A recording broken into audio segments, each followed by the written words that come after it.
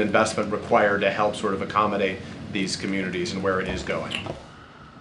Well, I can tell you that we have a number of programs, and if you're interested in knowing all of the programs that are impacted by drought or any other disaster, we have a tool on our website, Disaster at a Glance, which will tell you, based on the criteria, whether it's a tornado or a flood or whatever it might be, what programs are available. The fact that we have that document would suggest that we are aware of the fact that there's an ever-increasing number and intensity of these events, and they are, in some cases, horrific, and they are extraordinarily expensive because they impact not only the ability to make a living for farmers, ranchers, and producers and forested landowners, but it also results in devastations of homes and businesses. We're now seeing floods that are supposed to be 100-year floods occurring every 6 months. We're seeing droughts that are supposed to last for a year, lasting for multiple years, in fact, over a decade. We're seeing tornadoes that are just incredibly powerful. I didn't know what a derecho was until a couple of years ago, so the fact that we have things that I've never heard of in my life now coming up on a regular basis in the Midwest tells you that there's something going on here, which is why it's important for this administration and for future administrations to continue to invest in climate-smart practices. Frankly, it isn't just about dealing with the climate issue, it's about creating a whole new American economy that creates new job opportunities and, as the president likes to talk about, rebuilding that middle class. Because when you do climate-smart practices, you are essentially creating supply chains, you're creating new industries, you're creating new and innovative ways to do things, all of which is going to require people that work with their head and their hands. So whether you're concerned about climate or whether you want to build an American economy that's stronger, you got to continue to invest in these practices. And you know, I think fortunately we have the tools through the Inflation Reduction Act and the infrastructure law and the American Rescue Plan to do a lot of that work right now. All right, thank you so much, Mr. Secretary. Thank you for your time. All right, and now I'm going to turn it over to Admiral John Kirby to talk about the Middle East developments that we've seen over the last 24 hours or so. Okay. Everybody, just a quick note on Venezuela, too, before we can get into any of that. I want to note that our patience and that of the international community is running out. It's running out on waiting for the Venezuelan electoral authorities to come clean and release the full detailed data on this election so that everyone can see the results. You may have seen the Carter Center, an independent observer, just earlier this morning released a report stating that, quote, Venezuela's 2024 presidential election did not meet international standards of electoral integrity and cannot be considered democratic. They concluded that the, quote, electoral authorities' failure to announce disaggregated results by polling station constitutes a serious breach of electoral principles. We share those concerns. Matter of fact, this afternoon, the Organization of American States Permanent Council is going to hold a meeting to address the results of the electoral process in Venezuela. I'm not going to get ahead of that meeting, of course. I would simply reiterate that the United States joins other democracies in the region and actually around the world in expressing serious concerns about these subversions of democratic norms. Now, as you all know, the Venezuelan people have taken to the streets to demand that their votes be counted. You can't very well blame them for that. We have serious concerns about the reports of casualties, violence, and arrests, including the arrest warrants that Maduro and his representatives issued today for opposition leaders. We condemn political violence and repression of any kind, and our hearts, of course, go out to all the families that have lost a loved one or facing injuries they got to try to recover from. Alongside the international community, we're watching, and we're going to respond accordingly. Now, as Karine alluded to, I know that you're all interested a whole heck of a lot in events that occurred in the last 24, 48 hours in Iran and Lebanon. I want to manage expectations here and let you know that there's going to be a significant limit as to the operational detail or anything else that I can talk about today. So I just, as precursor, I just want to let you know I'm happy to take the questions. I don't know that you're going to like all the answers. Well, with our expectations tempered, can you talk about whether the United States had any previous knowledge of the assassination beforehand? No. Again, I'm not in a position to. Just want to. No, you can't say that we had knowledge, or no, we had no knowledge. Well, you throw your voice pretty well all the way to the back of the room.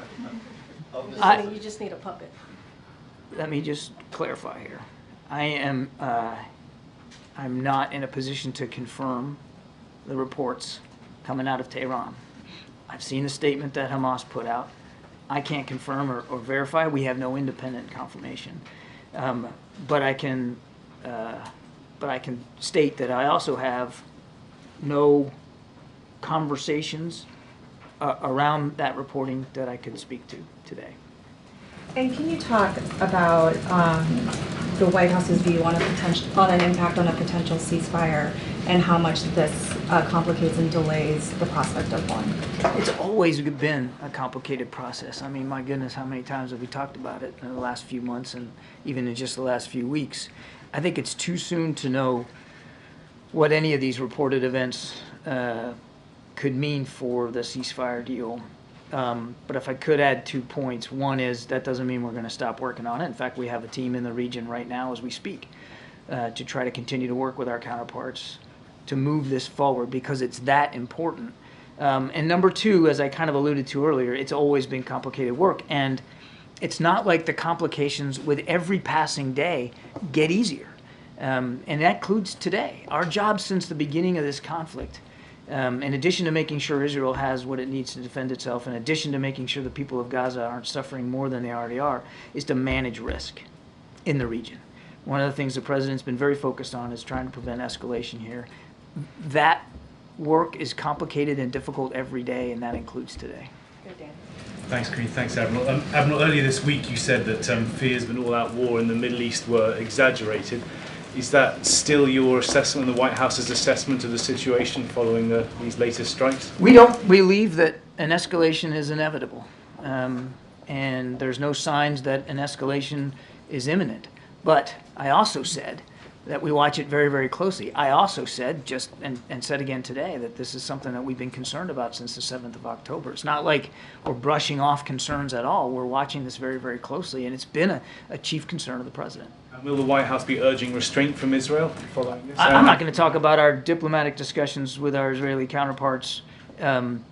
We have been working hard to keep this war from escalating, just as we've been working very hard and are today to make sure Israel has what it needs to defend itself.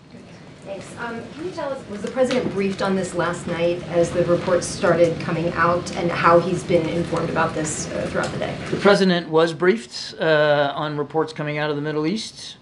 He routinely, I'm not going to get into the specific timing of the parameters of it, but he has been kept fully informed, as you would expect that he would be from the national security team, and that means on a continuous basis as well. Egypt's foreign minister said in a statement that the assassinations undermine the strenuous efforts made by Egypt and its partners to stop the war in the Gaza Strip. You had just said in an earlier answer that it doesn't mean that the United States would stop working toward a ceasefire deal, but can you talk about the concerns about the negotiators continuing that work and what this means about that going forward? I would just tell you, as we're standing here today, they're still at that work, and we've got a team in the region, and we're going to keep the shoulder to the wheel. It's that important, and we still believe the gaps are narrow enough to be closed. We still believe the details can be hashed out. It's too soon to know, based on the reporting over the last 24, 48 hours, what impact any of this is going to have on the ceasefire deal.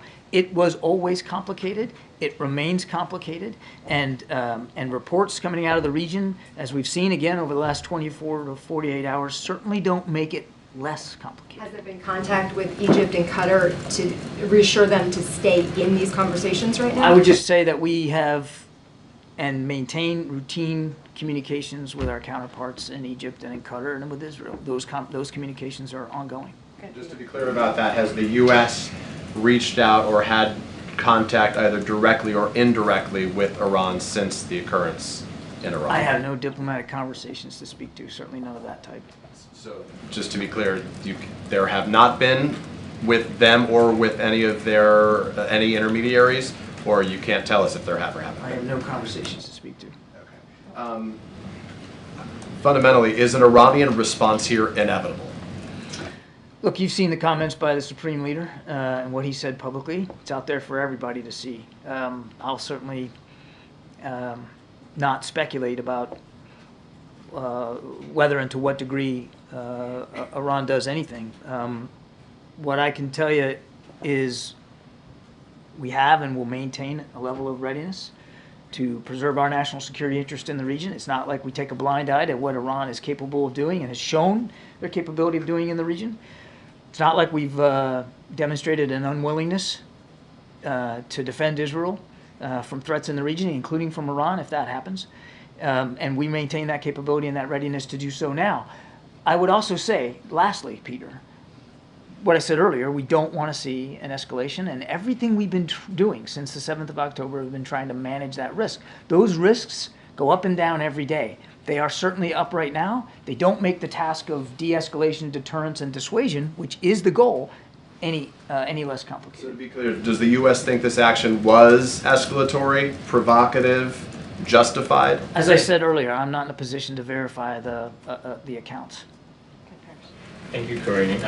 John, I have two questions on Middle East and then on Russia and Ukraine. So on the Middle East, besides of Egypt, we see Qatar, China, and Russia all condemn the killing, saying the killing would jeopardize the ceasefire talks. What is the White House response to those countries' reaction on this? And also, is the United States worrying China expanding its influence in the Middle East and may not be using its influence for the purpose that U.S. and allies believe to be positive? On the first thing, I believe I've already kind of addressed this. I'm not in a position to verify the reporting, certainly the statement by Hamas. I'm just not going to do that. On China, we've said many times, we would welcome any credible role by China or any other nation, whether they're in the region or not, that want to help get involved and de-escalate the tensions and help us bring this war to a close and make sure that Israel's security is guaranteed going forward. Any other nation's contributions that can be done in a credible, transparent, and sustainable way would be welcome. We've simply not seen that coming out of the PRC. In Russia and Ukraine, does the United States know the whereabouts of Paul Whelan? And can you confirm the report that the first delivery of F-16 jets in Ukraine? Look, on your first one, all I'll say is that we have been consistently, since the beginning of this administration, working hard to bring home Americans that are wrongfully detained overseas, and the attention that the president has paid personally to the cases of Paul Whelan and to Evan Gershkovich from the Wall Street Journal is very, very high, as is the whole team, and we continue to work at that very, very diligently. On the second question, you'd have to talk to the Ukrainians. I'm certainly not going to talk about weapons capabilities. I will only add that, to remind, as we have said, and said at the NATO summit, that the process of providing F-16s to Ukraine continues to move forward. We've said that they will be operational by the end of the summer. We have no reason to doubt that. Thank you so much, Karine. Hi, John. On Venezuela, two questions. One about the call with President Lula yesterday. Did President Biden ask anything specific from the Brazilian president, any kind of help to moderate the situation in Venezuela? The president was grateful for the time with President Lula. They obviously talked about the electoral results in Venezuela and our concerns about where that's leading to. I won't go beyond the readout, though, in terms of specific asks. The president was grateful for President Lula's time. And another one, because as you were saying, the United States and other countries like Brazil are asking for the full release of the voting count. But 3 days later, as you were saying, the patience is running out. There is no indication that Maduro will release, give in to this international pressure and release the data. On the opposite, as you were saying, there's violence now. They're persecuting people protesting against the results. So does the U.S. still believe that Maduro can be convinced to release this data, and how long is the U.S. willing to wait? What is the strategy? They need to release it. We've been calling for it. As I said, our patience is running out. Those electoral authorities, which obviously work for Mr. Maduro, they need to release the data, the tabulated data, so the world can see exactly what happened here. And we're going to continue to call for that. And as for consequences, I won't get ahead of policy decisions that haven't been made yet. Does the White House recognize that Edmundo Gonzalez won the election? Again, we want to see the full tabulated data from the polling places. We want to see something that can be verifiable and can convince not only the United States but the international community about what the results actually were. Okay, a couple more. Go ahead in the back there. Hi, John. Two of Al Jazeera journalists were killed today in Gaza, Ismail Haniyeh and his cameraman Rami El-Rifi. in an Israeli airstrike. It was obvious they were journalists, everything was clear that they were journalists and were targeted. Are you condemning this, and do you have any other reaction regarding the killing of journalists is continuing since October 7th? I don't have any specifics about this particular strike to speak to, so it's difficult for me to get into any detailed discussion of it. We obviously continue to not only recognize and honor the service that journalists do around the world, particularly in places like Gaza, which is very dangerous. It's a combat zone.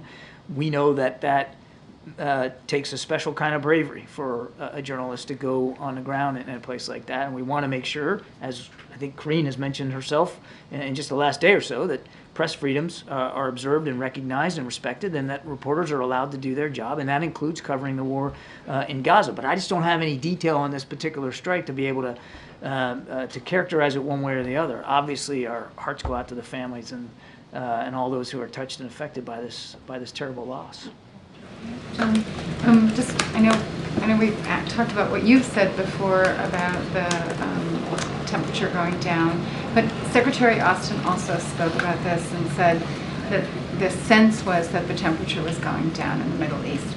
So can you say to what extent this doesn't help. Was a surprise? Like was these the U.S. reports these reports over the last 48 hours certainly don't help with the temperature going down. I'm not going to be Pollyannish about it. We're obviously concerned about escalation. And again, without confirming the reports over the last 24 in terms of Tehran, certainly the IDF has already spoken to operations that they've conducted elsewhere. All of this adds to the complicated nature of what we're trying to get done. And what we're trying to get done is a ceasefire deal that can get you 6 weeks in phase one, get a lot of hostages, the most at risk, out of there and home with their families, and get some more humanitarian assistance in there. I know I keep coming back to that, but it's important that we do keep coming back to that, because that's what we're really trying to drive at. And if we can get to phase one, by God, we can maybe get to phase two. And if you can get to phase two, maybe you can get a cessation of hostilities. When you have events, dramatic events, violent events, caused by whatever actors, it certainly doesn't make the task of achieving that outcome any easier. But, who is Israel supposed to negotiate with if the leader of Hamas is dead? Again, I can't confirm the reports coming out of Tehran or Hamas's statements. We still believe there's a viable process. We still believe there's interested counterparts.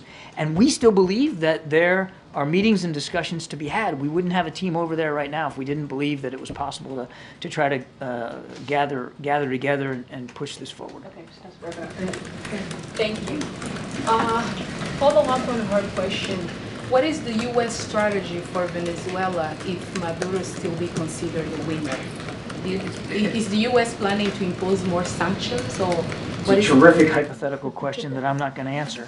I would simply say that we'll reserve our rights and our abilities in terms of consequences one way or another based on what we see coming out of the electoral authorities in Venezuela. It's in their interest, too, to be fully transparent and credible about what happened on Sunday. So we'll see where this goes. If he considered to be the winner, what the U.S. planning to do? Let's see the results. Let's see the results. Good, Andrew, and then we go. John, 2 questions for you. You said there's a team in the region from the U.S. You've said there are interested counterparts to speak to. Who are they, and why would they show up to these talks, given that the guy who was heading the talks for Hamas is now dead? What reason do they have to poke their heads up above ground? And then I have a second one. As I also said, it's too soon to know what these reports are going to mean for the ceasefire deal. What we do know is we have a team in the region.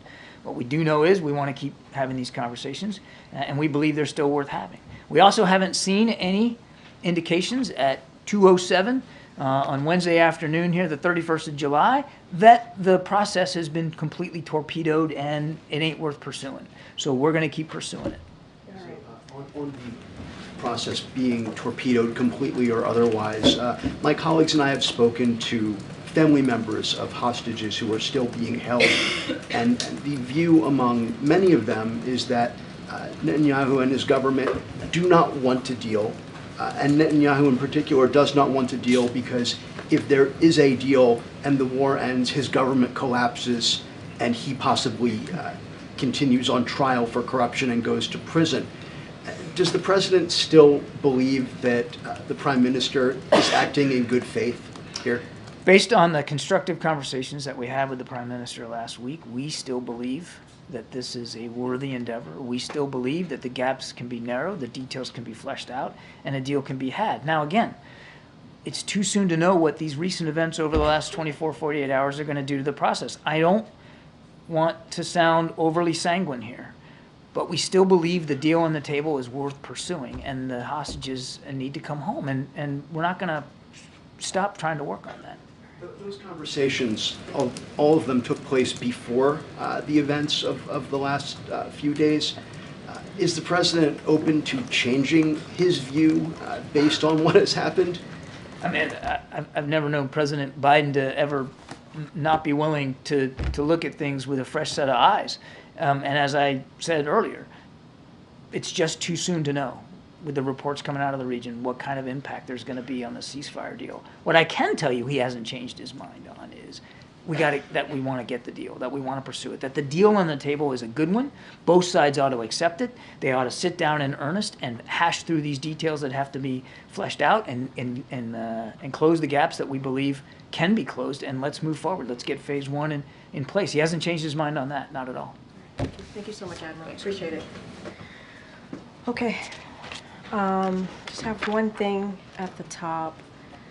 So I wanted to mention that the President and the First Lady and the entire administration are proudly cheering on Team USA. The women of USA Gymnastics brought home a gold medal with an unbelievable performance. And Simone Biles now has more Olympic medals than any U.S. gymnast in history. And the U.S. men's gymnastics team brought home their first medal in 16 years. But it's not just our gymnasts that are winning big. The U.S. swim team have scored gold in 2 contests, and the women's rugby team won their first ever Olympic medal with an incredible win. From tennis, soccer, and basketball to fencing, track, and volleyball, our nation's athletes are making us all proud. Our athletes are, as the president said, the big reason so many of us believe we can do big things. And not to brag too much, but USA is also currently leading the Olympic Games with the most medals. As the First Lady said ahead of the opening ceremony, and I quote, "Our athletes carry more than just our flag. They carry our nation's heart and our hopes with them too." So we wish the team, the Team USA, all of them, good luck as they continue to make us proud. We are especially excited to see the women's soccer team and the men's basketball team in action today. I'm wearing my Olympic Team USA gear, so go Team USA. But we wanted to lift them up from the briefing room today. Hopefully you guys didn't mind. Go ahead, I know you typically don't discuss the lunches between the president and the vice president, but since we're kind of in a unique time, do you have any sort of details or color or what the president planned to talk about with her? So again, I just want to be, and you're right, we are in a different time, and I get the question, always are very respectful of the president and the vice president's private conversations, and obviously they do regularly meet. And whether it's for a lunch or meetings about the national security, and they do that regularly, whether even White House events and just much more. They have stayed in touch regularly over the past couple of weeks, couple of weeks, but they do that normally as well. So it's nothing new there. But I don't want to get into their private discussion. As you know, the president is incredibly proud of the vice president and what she has been able to accomplish, their partnership together, and is going to continue to support her. And I know you've said that we would continue to see President Biden at work on the job, but he's had a lot of things on his calendar just today that were all close press. Some of them seem like things we would have seen at least at the top of the meeting. So is that going to be the standard operating procedure going forward? No, it's not. You're gonna. I can tell you right now, you could expect to see from him and hear him tomorrow, the president, or later this week, I should say, to be more specific. But tomorrow's already Thursday. But you'll hear from him later this week. promise you that. Look, every event we assess it differently as it relates to press access. The Secretary Vilsack, we brought him to the podium because you wanted to make sure you heard directly from him on their conversation. They met obviously this morning to talk about this new announcement as it relates to the Inflation Reduction Act, and he's going to continue to get briefings all day. I talked about the fentanyl announcement, but it will not be the norm. It will not. You will hear from the president later this week, and he definitely wants to continue to make sure you have access. He had a little bit of a press conference, if you will, at 1:15 in the morning the other day, and so he certainly wants to continue to take your questions and see all of you, and so that's not going to stop. What is the event later this week? So I don't have anything to share at this time, but certainly we will, as you all know, when we lock things in, we certainly will share that. But you will see and hear from him for sure later this week. And this is your first time in the front row. Hi. I appreciate it. Thanks for the Will? welcome. Yeah. Hi, Good to Will. see you. Good to see you. Just staying on the Vice President, I know you Yeah. can't talk about their meeting and whatnot, but in terms of medical records and physical, are we going to see a little bit of sunlight on the Vice President's health as we get closer to the election? So I know there was a lot, we were getting some incoming on this, and I know there's a lot of interest. The Vice President's office asked that you refer we refer those questions to her office, and so they will be gladly able to take those questions from all of you. And just one other question I wanted to ask as well. The President previously committed to talk to Black journalists at NABJ. I don't know if you're attending or going to Chicago for NABJ. We've seen you there before.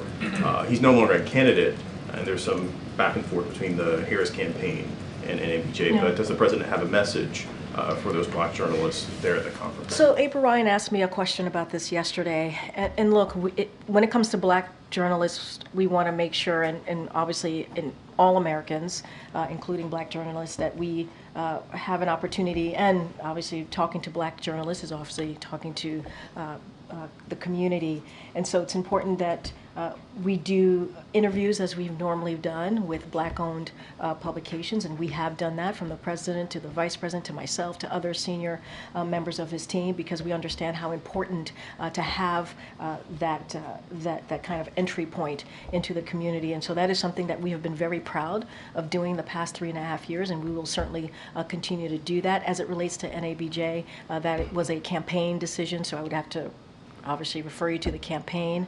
The president, as you know, is no longer a candidate, which is why he's not speaking this year. And so as it relates to the vice president as well, that is something for her office to speak to.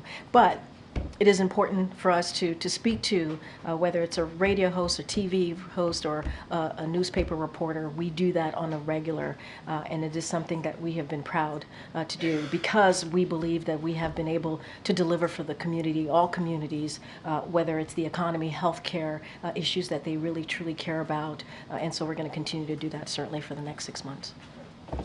Good, Jackie. Thank you, Karine. Just following up on Sungmin's question, could you sort of give us an idea of how much the president's schedule has changed since the ticket changed? Because if you look at what we look at, the big event on Tuesday was a phone call. The big event today is a lunch. Tomorrow, we don't know what he's doing. Friday, he heads to Delaware. Yeah. It lends itself to the appearance that he's done governing. No, he's not done governing at all. I think that appearance would be false. It would be a misled appearance. I understand the question, but I will say we were in Austin on Monday. We were obviously in Texas. We went to Austin, went to Houston. He went to pay his respect to the late Congresswoman. He went to Austin to make a very important announcement, as we went back and forth on this yesterday on SCOTUS reform, which is something that majority of Americans want to see. We got back. We landed on Marine One on the South Lawn at 1 o'clock in the morning, took some questions. That was something that he wanted to do. Took a couple of questions from press. We were out for about 12 hours. He continues to meet with his team today, and as I said, you will see him later this week. You will hear from him directly later this week. And I think, again, I'm going to throw Matt Visor here into the conversation. We are recalibrating. I mean, that is very true. I mean, there is a change in just him stepping down for re-election. He's still very much the president, and we're trying to figure out what the next 6 months are going to look like. But we are committed The president is steadfast on continuing to build on the unprecedented record that he has had with the vice president over the last 3.5 years. That doesn't change, but just give us a beat, and we certainly will be out there. And the president does want to continue to speak directly to the American people. You will see him. We heard from him, for instance, on the news unfolding in the Middle East. We heard from Secretary Blinken, we heard from Secretary Austin, we heard from the Vice President. It would be something that ordinarily we would expect to hear. Stay tuned. Stay tuned. I just said that you're going to hear from the president later this week. And look, I think when it comes to the Middle East, when it comes to foreign policy more broadly, this is a president that has a record to stand on when it relates to making sure we're putting the national security of the American people first. This is something that he's done, making sure that we re-engage with our allies and also our partners. We saw what happened in the past administration. The president had to fix those relationships, and he did that in the last 3.5 years. When you think about reinvigorating NATO, you think about how the people of Ukraine has what it needs now to defend itself against Russia's aggression so they can fight for their democracy and freedom. This is a president that has a long list of foreign policy accomplishments that he's incredibly proud of. And when it comes to the Middle East, the president has been incredibly engaged. Certainly from day one of what we have been seeing the developments there over the past just under a year. But he's going to continue to do that. You're going to continue to hear from him. That will not change. Okay, Andrea. So on the potential comment from the president on the Middle East, can you say anything more about what the venue would be? And then I just I just said you'll continue to hear from him, and I said you'll see him certainly later this week. That's what I can speak to. So next week, Vice President Harris is going to Detroit. The UAW has just endorsed her ahead of a rally that'll be taking place in Detroit. The administration began work on an Islamophobia strategy last year. Do you have any kind of an update for us on what's going on with that? Like, when are we seeing results? This, next week might be a good opportunity to sort of give an update on that, especially since Vice President Harris will be speaking then, in a community where there are a lot of Muslims and a lot of people who've been very concerned, particularly about Gaza. So that I have to be careful on that because it's a campaign event, so I can't speak to what exactly she's going to be doing. You just mentioned the endorsement, so that's certainly for the campaign to speak to. But as you asked me about the strategy that we have put forward, look. The strategy that we've put forward on anti-Semitism, anti-Islamophobia is the first of its kind. We are taking that incredibly seriously, and we wanted to put together an all-of-government effort to make sure that to make sure that Americans here feel safe, and to know that this administration is certainly taking awareness and doing everything that we can from an all-government approach to deal with this, whether it's through the Department of Education, Homeland Security, and Department of Justice. This is an issue that is incredibly important, and we are going to continue to condemn any type of hatred against any community. That is something that we believe that there's no place in this nation for any type of violence, and so the president continues to be steadfast on this, continue to speak on this. I don't have an update on any of this at this time, but we have throughout the past year or so announced new actions. We'll certainly continue to do that, but as for today or even next week, don't have anything specifically to point out to you. I just want to follow up on that. The president has met, obviously, with various people who are interested in this issue and the unfolding violence in the Middle East. With the escalation that we've seen, with the concerns about an all-out war rising now, the risks that John just outlined too, is the president intending to carry out any further outreach, or is the White House planning further outreach to affected communities? So we are in regular touch. We have, as you know, we have the White House Office of Public Engagement, Intergovernmental Affairs here, and they are in regular touch with communities out there. And we understand that communities are fearful. They're feeling some pain here, and we get that. And that's why, as an administration, we're trying to address the rise of reported anti-Semitism, the rise of reported and what we have seen Islamophobic incidents. And we're talking about, sadly, at schools, right? We're talking about at college campuses and in communities. And so this is something that we take very seriously. As you know, not too long ago, we did make some new announcements on actions that we were taking here in the administration. And so we're going to continue to work towards that. And to your question, we are in regular touch with communities, hearing them out, hearing also how can we be helpful, anything that they want to share with us that would be helpful to us, and how we continue to provide assistance and come up with actions that's going to be helpful to them. I mean, we've announced more than 100 new actions in the past year to deal with this type of hate, and so we're taking this very seriously, and it's an all of government approach here. Okay, Kayla. Thank you, Karine. You said that with each event the president does, there's a discussion about whether to open it up to press and in what way. I'm just wondering if you could elaborate a little bit on the rationale behind not showing the president on 2 days where the vice president now has public events of her own. Is there a desire to not have the president out there publicly while she's campaigning? I mean, look, I'm not going to get into I'm not going to get into the campaign specifics here. What I will say is that you will get to see the president later this week, and look, it's a case-by-case basis, and that's kind of how we've always moved forward with when we think about these different events that we do here. The president will be out later this week. You'll get to see him. He will speak directly to all of you and to the American people. Obviously, I just don't have anything to share beyond that. But specifically yesterday and today, the rationale for not having him appear publicly? I just don't have any specifics here. It is assessed by an array of people, not just by my office. We tried to figure out what's the appropriate way of giving briefings to the president. And so, he and Secretary Vilsack, for example, had a one-on-one conversation. They wanted to check in. They wanted to talk about this particular piece of the Inflation Reduction Act and how it's going to certainly help communities. Obviously black farmers in this regard, and so that was part of the conversation, but I just don't have anything else specifically. We will see the president later this week. You saw the president, he was out for 12 hours on Monday, spoke to all of you, took a couple of questions, and you'll certainly continue to see that. And in that 1:15 a.m.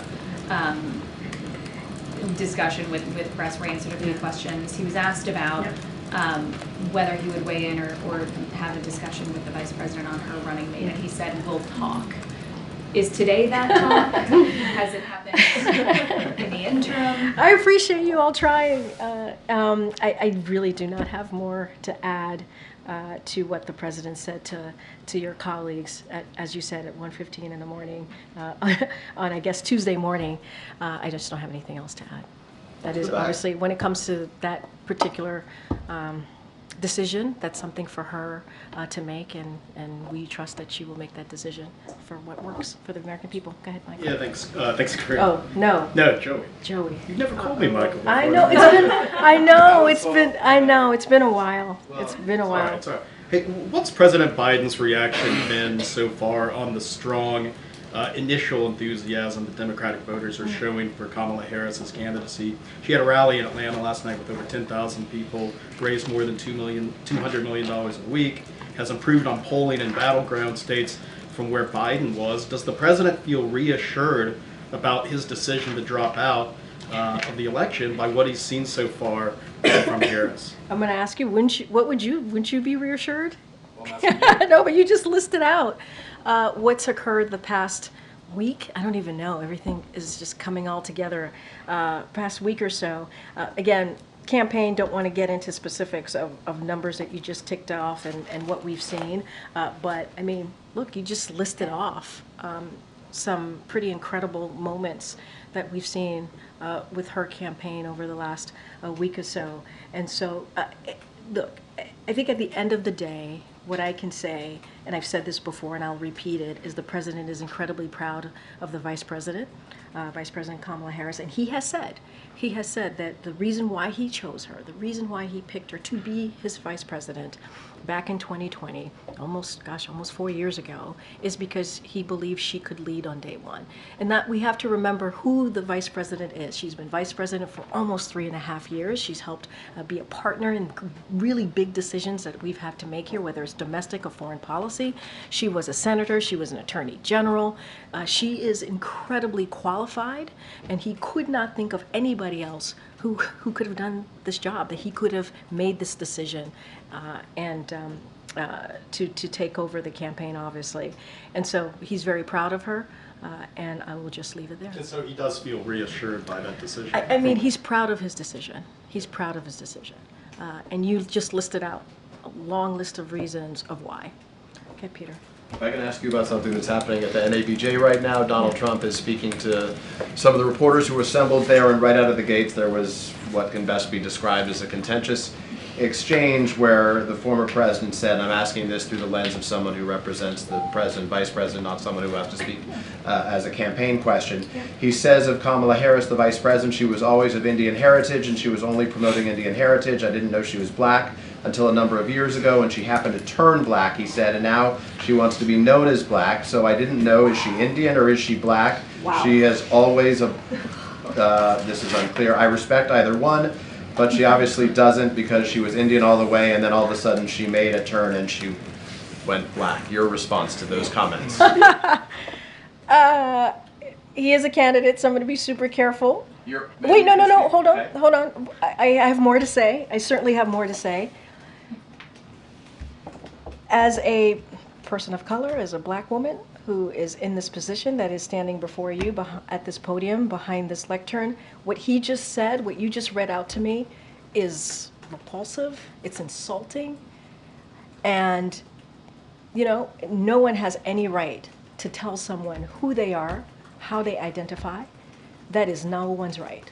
It is someone's own decisions. I'll add this. Only she can speak to her experience. Only she can speak to what it's like. She's the only person that can do that. And I think it's insulting for anybody. It doesn't matter if it's a former leader, a former president. It is insulting. And we have to she is the Vice President of the United States, Kamala Harris. We have to put some respect on her name, period. Thank you. Oh, my goodness. Go ahead, John, all the way in the back.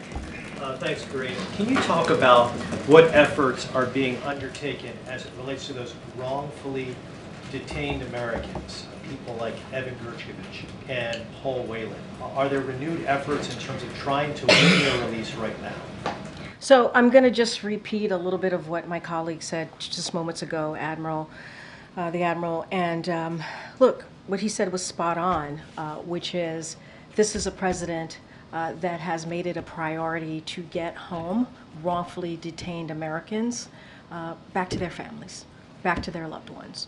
It is something, and all you have to do is look at his record and what he's been able to do in getting home wrongfully detained Americans. And so he's committed to that. He will continue to be committed to that through the next several months, next 6 months.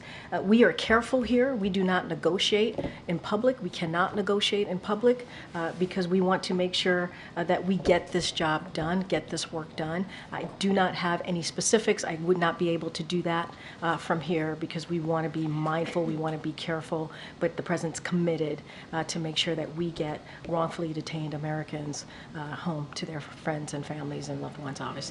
Those efforts in terms of trying to get those wrongfully detained Americans home, could they possibly involve a third country, a prison swap involving Germany, for instance? Is that a possibility? I just cannot get into specifics from here. You have to understand that what we're trying to do is on behalf Americans who are detained. The president is committed. He is committed and will continue to do everything that he can to get Americans home to their loved ones. And you've seen that. You've seen that over the last 3.5 years. I'm not going to get into specifics. I'm not going to get into details. I can't confirm anything from here or lay out. What we're going to do is continue to do the work. Just a follow-up on the scheduling question. Yeah, sure. As the president dials back a bit of late the public events, are we to read into that either now or in the near future that the vice president should be the kind of primary messenger of the administration's policies? No, the president's going to be certainly the messenger of the policies. He's the president of the United States. He's going to continue that. They both will be, as she's out there as well as vice president. That is not going to change. You will hear from the president. You will hear from the president. He wants to be out there. He believes there's still a lot of work to get done in the next 6 months. He wants to lay out what it is that he would like to get done, building on our successes, whether it's healthcare, whether it's the economy. There's still a lot of more work to do in the economy, even though we're leading the world in what we've been able to do here to restart the economy. And so, look, you're going to hear from the president about this in a short order. You're going to see the president later this week. You're going to hear from him. And so I would say stay tuned. And the president certainly is looking forward to the next 6 months, continuing to lay out his plans on behalf of the American people. Okay, go ahead. Yeah, when are we going to see the president and vice president together? That's a good question. I don't have anything for you right now at this time, but obviously they were together today having lunch. That was a private discussion, private lunch. But I could assure you, you all will see them together at some point. I do want to ask you about the border security legislation that the president still wants, and that the Vice President Harris is also talking about. Would the president be willing to make a deal on that in the lame duck session when Congress is back? Yeah, I get the question, but he did make a deal. That was what we did, 2 months with Republicans in the Senate? Yes, but they stopped agreeing to that. But it's so wild because we worked with Republicans and with Democrats, and if this deal, in Congress obviously, in the Senate to be more specific, and if this deal would have gone through, it would have been the toughest, fairest bipartisan border security legislation in modern history. And congressional Republicans decided to block it because Donald Trump felt like it would make Americans safer, so do not move forward with it. That's what he felt. And it would harm him politically. That's what he felt. And so, look, we did a deal. It was a very good deal that Republicans agreed on, Democrats agreed on. The president reached across the aisle to make this happen when people told him that that wouldn't be possible. And the former president got in the way. And he got in the way not because it was the right thing to do for the American people, it was the right thing to do for himself. And so the president would love to move forward with that deal that we were able to get done. But they themselves, Republicans, voted twice against it. And so the president's taken executive actions, and we want to make sure that we continue to reduce unauthorized crossing, to lower, and we've been able to do that, to lower than under any other prior administration. We have been able to do that through actions here. But in order to deal with this, we have to have legislation. And there was a deal. There was a deal on the table that we were able to negotiate with Republicans and Democrats in the Senate. The former president got in the way. You know? Will that deal still be on the table after the election? It's on the table right now. We want to make that deal move forward. We do. We are ready. The president's ready to sign it. It's Republicans. This is really, I appreciate the questions, but this is really a question for Republicans in Congress to answer to. Okay, guys, we'll see you tomorrow. Thanks, everybody. Thank you.